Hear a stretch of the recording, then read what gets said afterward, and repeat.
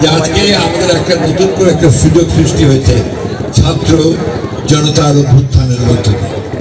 অনেক প্রাণ গেছে, অনেকে আমাদের ছাত্ররা তারা জীবন দিয়েছে, তাদের আত্মার প্রতি আমি গভীর শ্রদ্ধা জানাচ্ছি। যারা আহত হয়েছে তাদের প্রতি সহানুভূতি জানাচ্ছি।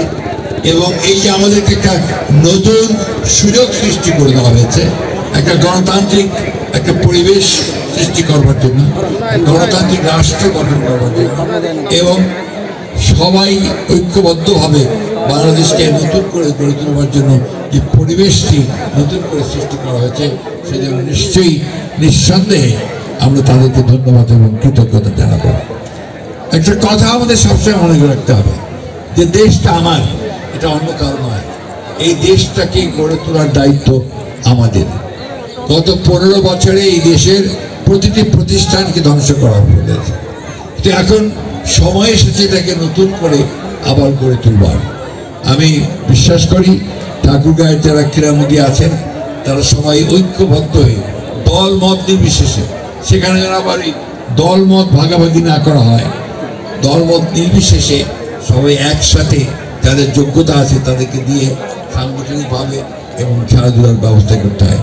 আজকে খুব ভালো লেগেছে যখন স্বজন আমাকে বলছিল যে এখন আমাদের ঠাকুরগাঁয়ের অনেক ছেলে ঢাকায় এ ডিভিশনে খেলে, এটা একটা অনেক আনন্দের কথা। আরেকজন আছে যে তো ক্রিকেটের পেছনেই তার ক্যারিয়ারও তৈরি করে নিয়েছে, আমাদের সামনে আছে রাশেদ বারেকাল্লার ছেলে। বারেকাল্লার নামটা এই জন্য মনে আসে যে সে আমাদের খুব সমসাময়িক এবং খেলাধুলাতে অত্যন্ত বেশি উৎসাহী ছিল। সে এখন ক্রিকেট বোর্ডের একজন অত্যন্ত দক্ষ কর্মকর্তা। আমারও সুযোগ হয়েছিল একবার ক্রিকেট বোর্ডের সদস্য হওয়া। এই সূত্রে ক্রিকেট আমাদের ভালো লাগার একটা খেলা। অনেক কিছুই মনে পড়ে এই রাশেদের বাবা বারেকাল্লার বাসায় আমরা আপনার তখন ডিশ নিয়ে এসে কীভাবে খেলা দেখবো সেই ব্যবস্থা আমরা করতাম। যাই হোক, এখন তো অনেক সহজ হয়েছে, খেলা দেখা যাচ্ছে সবসময়। যারা খেলছেন তারা নতুন নতুন করে বিভিন্ন একাডেমি ইনস্টিটিউশনে তারা কোচিং পাচ্ছেন। তো আমার বিশ্বাস যে এটা আরও উন্নত হবে, ভবিষ্যতে ঠাকুরগাঁয়ের খেলার মান আরও বাড়বে, ক্রিকেটের মান আরও বাড়বে। একটা সময় ছিল যখন আমরা নিজের হাতে পিচ তৈরি করতাম, মাটি পানি সব নিজের হাতে নিয়ে এসে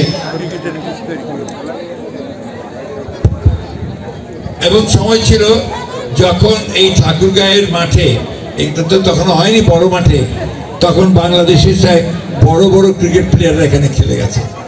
এমনকি শ্রীলঙ্কা থেকেও ন্যাশনাল ক্রিকেট প্লেয়াররাও তখন খেলে গেছে। টুর্নামেন্টগুলো এখানে হতো, সেটাকে আবার চালু করা শুরু হয়েছে। আমি আর বিশ্বাস করি যে এটাকে আবার সেইভাবে জোনাল খেলাগুলো এখানে আনা যায় কিনা, ন্যাশনাল টিমের খেলা এখানে আনা যায় কিনা সেই চেষ্টা করতে হবে, তাহলে আমাদের খেলোয়াড়দের মান বাড়বে।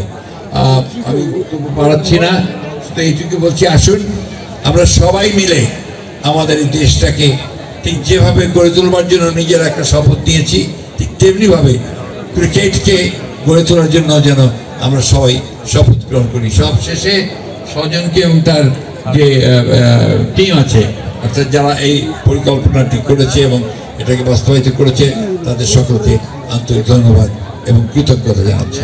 আর যারা এটাকে স্পন্সর করেছেন তাদেরকে ধন্যবাদ জানাচ্ছি।